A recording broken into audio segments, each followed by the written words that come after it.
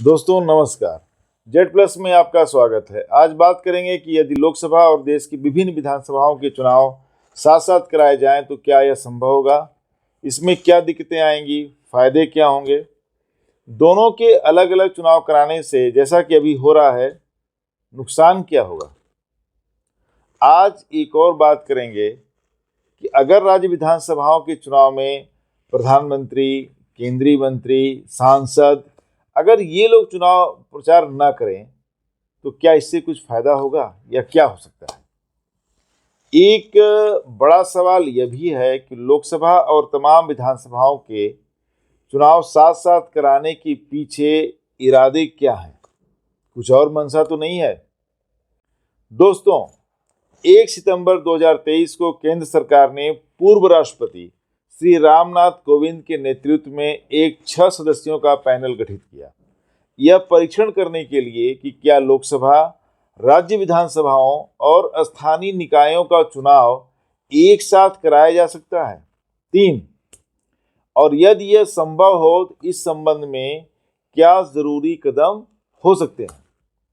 एक राष्ट्र एक चुनाव या वन नेशन वन इलेक्शन पर सुझाव देने के उद्देश्य से पैनल को जिम्मेदारी दी गई है कि वह परीक्षण करे कि क्या जरूरी संवैधानिक या दूसरे कानूनी कदम उठाने की आवश्यकता होगी।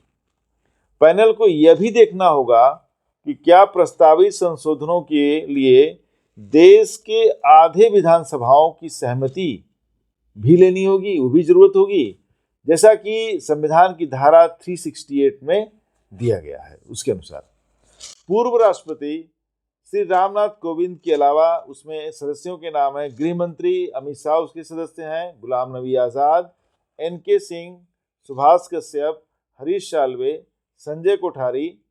इसके अलावा कांग्रेस के जो लोकसभा के नेता हैं अधीर रंजन चौधरी, उनको भी इस हाई लेवल कमेटी में रखा गया था, लेकिन उन्होंने असहमति जताते हुए इस्तीफा दे दिया।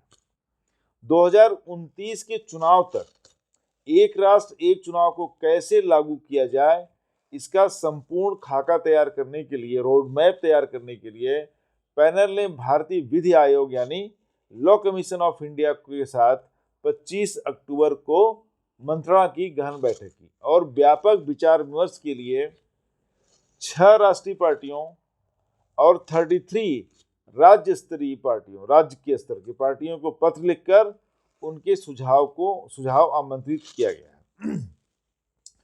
पहले इसका नाम पैनल था, अब इसका नाम बदल करके हाई लेवल कमेटी कर दिया गया है। दोस्तों, आज़ादी के बाद 26 जनवरी 1950 आप जानते हैं हमारा संविधान लागू हुआ और शुरुआत के जो पहले आम चुनाव हुए थे, जो चुनाव 1952 में, 1957 में, 1962 और 1967 के, तो ये उस टाइम पर लोकसभा और सभी विधानसभाओं के चुनाव ये साथ ही हुए थे, ये 4।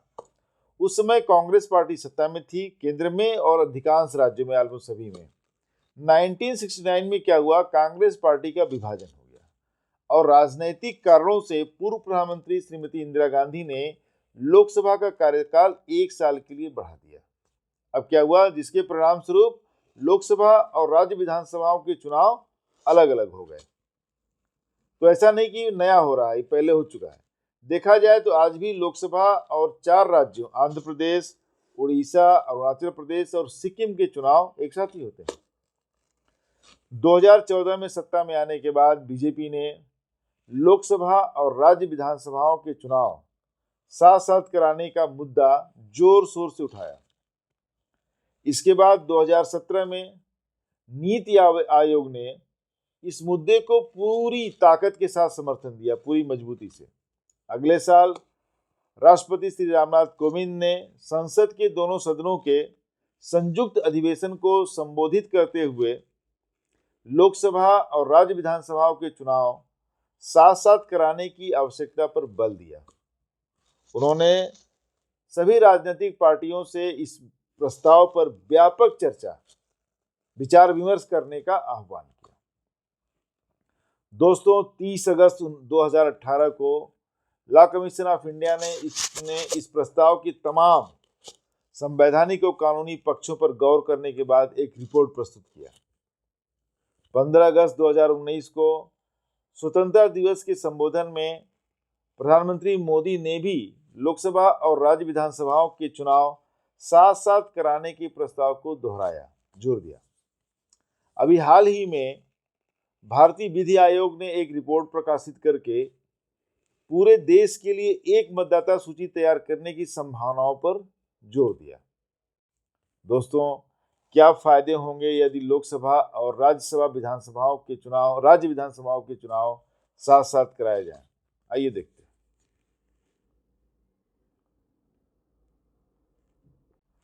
पहला तर्क जो दिया जा रहा है वो यह है कि लोकसभा और तमाम राज्य विधानसभाओं के चुनाव अलग अलग कराने पर बहुत बड़ा खर्च आता है। ये बात सही है, और एक साथ चुनाव कराने पर बहुत सारे अनावश्यक खर्चों से बचा जा सकता है और पैसा देश और राज्य के विकास कार्यों में लगाया जा सकता है, मतलब उसका बेहतर इस्तेमाल किया जा सकता है देश हित में। दूसरा तर्क यह है कि साथ साथ चुनाव कराने पर पूरे देश के लिए एक ही मतदाता सूची की आवश्यकता होगी। इसके साथ ही सुरक्षा बलों और सरकारी कर्मचारियों अधिकारियों की सेवाएं एक ही बार लेनी पड़ेंगी। ये ध्यान देने की बात है कि उन्हें बार बार डिस्टर्ब नहीं करना पड़ेगा। अलग अलग चुनाव कराने से सुरक्षा बलों को एक राज्य से दूसरे राज्य में ले जाना पड़ता है, जिससे अतिरिक्त खर्चों के अलावा तमाम असुविधाओं का सामना करना पड़ता है। लोकसभा और राज्य विधानसभाओं के चुनाव साथ साथ कराने से तमाम अनावश्यक खर्चों से बचा जा सकता है। ये बात भी ठीक है, और मानव संसाधन का जनहित में बेहतर इस्तेमाल किया जा सकता है कि जहां उनको ड्यूटी करनी है वो नहीं कर रहे हैं, चुनाव करा रहे हैं, यहाँ करा रहे हैं, वहाँ करा रहे हैं। मान लीजिए उनका नक्सलाइट एरिया में पोस्टिंग है तो दिक्कत होती है। तीसरा जो पक्ष दिया जा रहा, दलील दी जा रही, वह यह है कि हर 2-4 महीने पर किसी न किसी राज्य का चुनाव होता रहता है। ऐसे में सुरक्षा बलों की काफी लंबे समय तक तैनाती, उनकी पोस्टिंग चुनाव में ही होती रहती है, जिससे कानून और व्यवस्था की समस्या तो आती है, राष्ट्रीय सुरक्षा के लिए भी चिंता का विषय है। मान लीजिए उसको झारखंड में लगा हुआ है नक्सलाइट एरिया में और उनकी ड्यूटी कहीं और चुनाव करा रहे हैं। भारी संख्या में सरकारी कर्मचारियों को चुनाव ड्यूटी पर तैनात करने के लिए इधर से उधर भेजा जाता है। कभी तो सरकारें अपने अनुकूल अधिकारियों को मनमाफिक जगह तैनात कर देती हैं, और कभी चुनाव आयोग के निर्देश पर सरकारी अधिकारियों एवं कर्मचारियों को या तो नई जिम्मेदारी दी जाती है या उन्हें जिम्मेदारी से हटाया भी जाता है, दोनों होता है, जिससे सामान्य प्रशासन, आम प्रशासन बुरी तरह प्रभावित होता है। दोस्तों, बड़ी रैंक के अधिकारियों को तो कभी कभी दूसरे राज्यों से बुलाया जाता है, पर्यवेक्षक के तौर पर आते हैं, आईएएस ऑफिसर को बुलाया जाता है। चुनाव के दौरान एक राजनीतिक अस्थिरता का वातावरण होता है और अधिकारी तमाम चुनावी प्रक्रिया में ही लगे रहते हैं, मतलब आम जनता का काम नहीं होता है। अलग अलग चुनाव कराने के कारण लंबे समय तक मॉडल कोड ऑफ कंडक्ट, आचार संहिता लागू रहती है, जिससे बहुत सारे विकास कार्य या तो रोक दिए जाते हैं या प्रभावित होते हैं।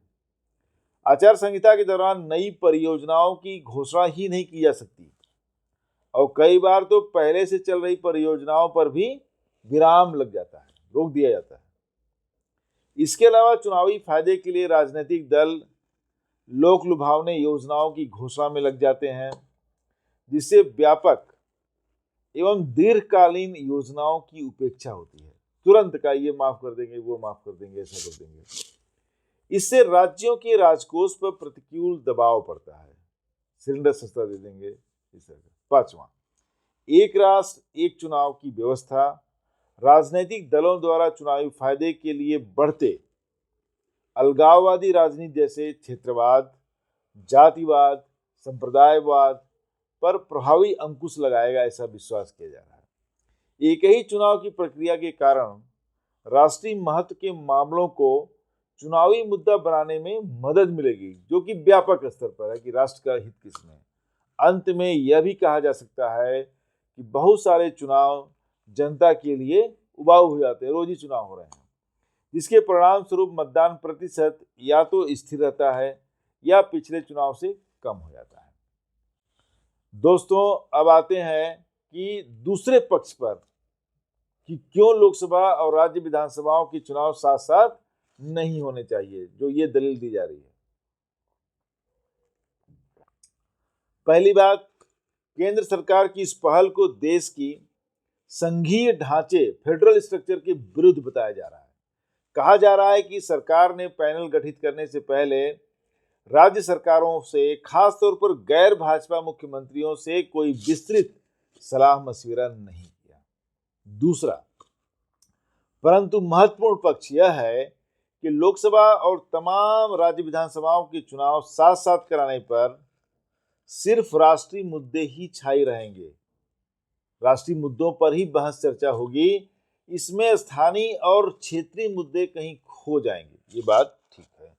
इसके अलावा आशंकाएं यह भी हैं कि पूरा देश मात्र एक चुनाव क्षेत्र में तब्दील हो जाएगा और उसका लाभ सिर्फ राष्ट्रीय स्तर की पार्टियों को ही मिलेगा, जिनके मुद्दे होंगे राष्ट्रीय हित, राष्ट्रीय सुरक्षा और राष्ट्रीय एकता। वहीं क्षेत्रीय दल किनारे कर दिए जाएंगे, इस आधार पर कि उनका सारा ध्यान संकीर्ण और छोटे मोटे मुद्दों पर केंद्रित है। कहा जाएगा कि छोटी मोटी बातों में लगे रहते हैं, इनको देश हित का ख्याल नहीं है। इसका एक अंधेरा पक्ष यह भी है कि साथ साथ चुनाव कराने से कहीं न कहीं क्षेत्रीय असंतोष को बढ़ावा मिलेगा, क्योंकि स्थानीय मुद्दों और क्षेत्रीय नेतृत्व को वह तवज्जो नहीं मिलेगी, लोगों में गुस्सा होगा।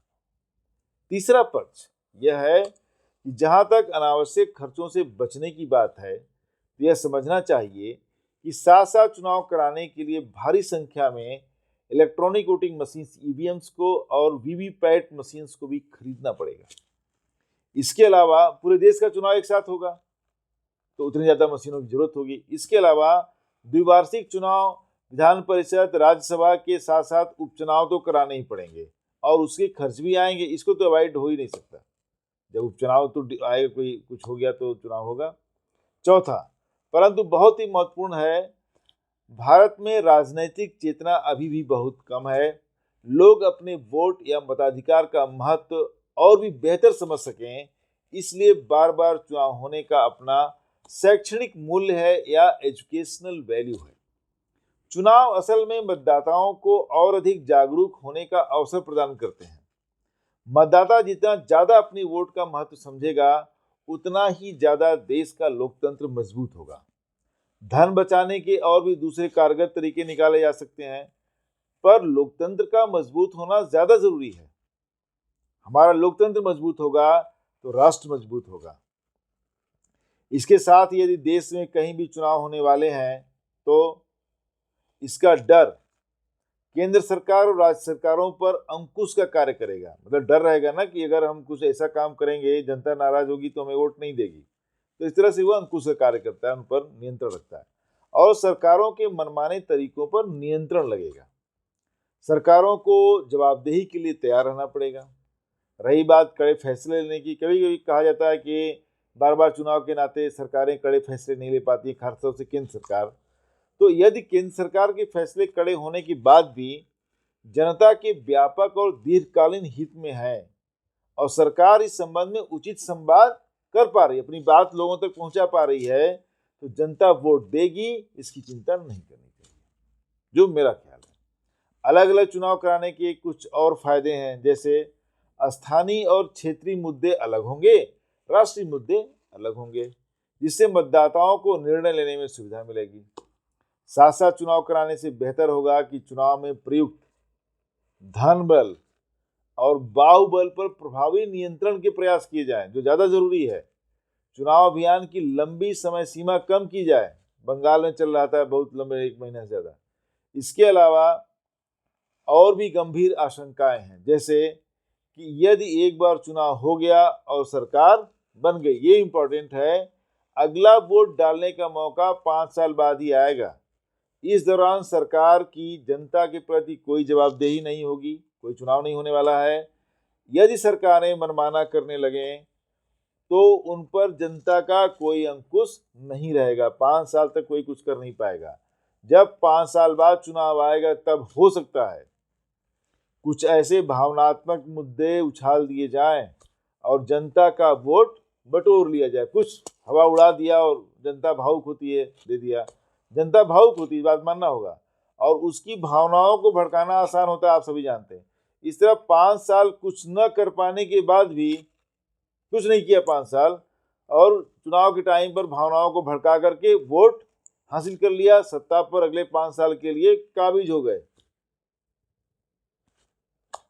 एक पक्ष और भी है, जहां तक बात है आचार संहिता लागू होने के बाद नई नीतियों की घोषणा नहीं हो सकती है, या बहुत से विकास कार्य रुक जाते हैं। ऐसे में यह हो सकता है कि एक नया है, देखिए आइडिया कि इस पर भी विचार हो कि जिस राज्य में चुनाव हो, आचार संहिता भी वहीं लगाई जाए और जगह नहीं। ऐसे कानून बनाए जाए कि यदि किसी राज्य विधानसभा का चुनाव हो तो वहाँ केंद्रीय नेताओं जैसे प्रधानमंत्री, केंद्रीय मंत्री, सांसदों द्वारा चुनाव प्रचार के लिए जाने पर प्रतिबंध हो, मतलब इनको चुनाव के लिए न जाए ये लोग। राज्य विधानसभाओं के चुनाव में सिर्फ राज्य स्तर के नेता ही चुनाव प्रचार करें। इससे यह होगा कि राज्य विधानसभाओं के चुनाव में देश के केंद्रीय प्रशासन और सरकारी कामकाज पर कोई असर नहीं पड़ेगा। न ही बड़े नेताओं द्वारा राज्य स्तर के चुनाव को प्रभावित करने का डर होगा कि भाई प्राइम मिनिस्टर और बड़े बड़े नेता आएंगे, छोटे नेता कहाँ टिकेंगे। इसका सबसे बड़ा लाभ यह होगा कि राज्य स्तर के नेताओं को उभरने का मौका मिलेगा, नया नेतृत्व सामने आएगा। जब जब राज्य विधानसभा के चुनाव में सिर्फ राज्य स्तर के नेताओं को चुनाव प्रचार और चुनाव जीतने की जिम्मेदारी दी जाएगी तो राज्य की राजनीति में नए चेहरों के सामने आने की संभावना बढ़ेगी। ये महत्वपूर्ण बात है, और नए लोग सामने आएंगे, बहुत से नए लोगों को राजनीति में ऊपर उठने का अवसर मिलेगा। राज्यों को भी काबिल और बेहतर नेतृत्व मिलता रहेगा, जिससे लोकतंत्र और भी मजबूत होगा, उसकी जड़ें और भी गहरी होंगी। ये ज्यादा जरूरी बात है कि देश में नए नेतृत्व पनपने चाहिए, ग्रासरूट लेवल से, नीचे से नए नए चेहरे, नए नेता आने चाहिए और नए विचारों के साथ आएंगे, नए आइडियाज के साथ आएंगे। दोस्तों, आइए अब बात करते हैं कि क्या संवैधानिक और कानूनी अड़चनें आएंगी ऐसा कुछ करने पर, उनको क्या दिक्कत आएगी। लोकसभा और राज्य विधानसभाओं के चुनाव साथ साथ कराने में क्या दिक्कत आएगी। एक तो संविधान में बहुत सारा परिवर्तन चाहिए। अगर सैद्धांतिक रूप से स्वीकार भी कर लिया जाए कि लोकसभा और राज्य विधानसभाओं के चुनाव साथ साथ होने चाहिए, पर इसको क्रियान्वित करने के लिए एक लंबे और पेचीदे कानूनी प्रक्रिया से गुजरना पड़ेगा। पहली बात, संविधान की कम से कम 5 धाराओं को संशोधित करना पड़ेगा। संविधान की धारा 83(2) और संविधान की धारा 85(2) जिनका संबंध है लोकसभा के कार्यकाल और उसके भंग होने यानी डिसोल्यूशन से। उसी तर्ज पर संविधान की धारा 171 और 172(2) राज्य विधानसभाओं के कार्यकाल और उसके भंग होने या डिसोल्यूशन को लेकर। संविधान की धारा 85(1) के अंतर्गत राष्ट्रपति कुछ विशेष परिस्थितियों में लोकसभा का सामान्य कार्यकाल समाप्त होने से पहले ही इसे भंग कर सकते हैं। उसी तरह संविधान की धारा 174(2) के अंतर्गत राज्यपाल कुछ विशेष परिस्थितियों में कार्यकाल समाप्त होने से पहले ही राज्य विधानसभाओं को भी भंग कर सकते हैं या डिसॉल्व कर सकते हैं। संविधान की धारा 83(2) के अंतर्गत लोकसभा का कार्यकाल 1 साल के लिए बढ़ाया जा सकता है, लेकिन तब जब देश में धारा 352 के अंदर 352 के अंतर्गत आपातकाल घोषित हो, इमरजेंसी हो। धारा 172(1) के अंतर्गत राज्य विधानसभाओं का कार्यकाल भी एक बार मतलब साल में, मतलब एक बार में 1 साल के लिए बढ़ाया जा सकता है। साथ साथ चुनाव कराने के लिए इन संवैधानिक प्रावधानों को रद्द करना पड़ेगा, जितना हमने गिनाया अभी। संविधान के 52वें 52nd संशोधन के माध्यम से 1985 में दल बदल निरोधक कानून, एंटी डिफेक्शन लॉ बनाया गया, जो संविधान की 10वीं अनुसूची में शामिल है, शेड्यूल में शामिल है। बाद में ये चैलेंज हुआ, सुप्रीम कोर्ट में कई मैटर आए। सुप्रीम कोर्ट में 1994 में SR बम्बई केस और 2006 में रामेश्वर प्रसाद केस में इस बात को स्पष्ट किया कि विधानसभा भंग करके राष्ट्रपति शासन लगाने का फैसला न्यायिक पुनर्समीक्षा जुडिशियल रिव्यू के अधीन है, मतलब इस पर विचार हो सकता है। मतलब साफ है, यदि किसी राज्य में राष्ट्रपति शासन लगाने का आधार संवैधानिक रूप से वैध या वैलिड नहीं पाया जाता तो कोर्ट पुरानी विधानसभा को पुनर्जीवित कर सकती है, पुरानी सरकार को बहाल कर सकती है। अभी हाल में नागालैंड में हुआ है, उत्तराखंड में हुआ है, अरुणाचल प्रदेश में हुआ है।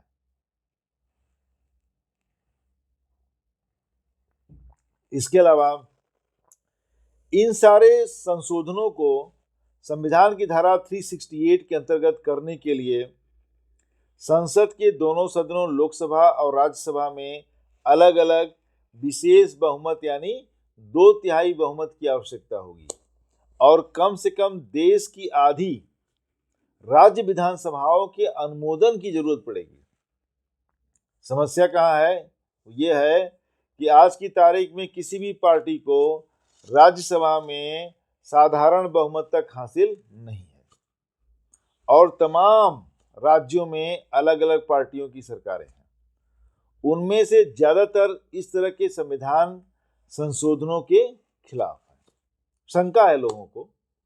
इससे ज्यादा पेचीदा मामला तो स्थानीय निकायों के चुनाव आम चुनाव के साथ कराना है, म्यूनिसिपैलिटी और पंचायत भी, क्योंकि स्थानीय निकाय राज्य सूची के विषय हैं। ऊपर से सभी राज्यों ने अलग अलग पंचायती राज एक्ट और नगर पालिका एक्ट पास किया, उनके अपने कानून हैं जिनमें इनका कार्यकाल संविधान की धारा 243E और 243U के अंतर्गत 5 साल निर्धारित किया गया है। चूंकि सभी 28 राज्यों के पास अपने अपने कानून हैं तो कम से कम 56 तरह के कानूनी प्रावधानों को परिवर्तित करना पड़ेगा, चेंज करना पड़ेगा। अब बड़ा प्रश्न यह है कि कैसे लोकसभा और राज्य विधानसभाओं के चुनाव साथ साथ कराए जा सकते हैं। बहुत सारे संविधान संशोधनों की जरूरत पड़ेगी। यह मामला सीधे सीधे केंद्र राज्य संबंधों का है, इसलिए न्यायिक पुनर्समीक्षा जुडिशियल रिव्यू एक बहुत बड़ी बाधा के रूप में सामने है। लोग कोर्ट जाएंगे और कोर्ट इस पर विचार करेगा। व्यावहारिक तौर पर ऐसा किया जा सकता है कि बहुत सारे विधानसभाओं के चुनाव लोकसभा चुनाव के साथ करा दिया जाए और उसके परिणाम पर गौर किया जाए, उसकी फिजिबिलिटी को देखा जाए कि क्या कैसे हो पा रहा है। इसके लिए राज्यों से व्यापक सलाह मशवरे की जरूरत पड़ेगी, ये करना होगा। अंत में दोस्तों, कहीं किसी कोने में एक आशंका यह भी है, सवाल उठ रहा है कि कहीं एक राष्ट्र एक चुनाव महज एक शुरुआत है, मंजिल कुछ और है। राष्ट्रपति शासन प्रणाली ये एक महज शुरुआत है, मंजिल है राष्ट्रपति शासन प्रणाली, क्योंकि जब राष्ट्रीय मुद्दों पर ही चुनाव होंगे वह भी एक साथ, तो सारा चुनाव एक आदमी की पर्सनालिटी यानी प्रधानमंत्री पर ही केंद्रित होकर रह जाएगा।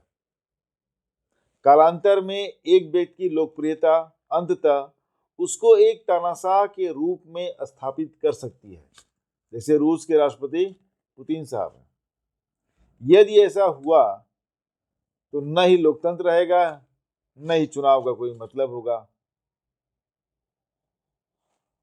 दोस्तों, आशा है वीडियो आपको पसंद आया होगा। प्लीज मेरे चैनल को सब्सक्राइब करेंगे तो मुझे आपका सपोर्ट मिलेगा। मिलते हैं नेक्स्ट वीडियो में। नमस्कार, धन्यवाद।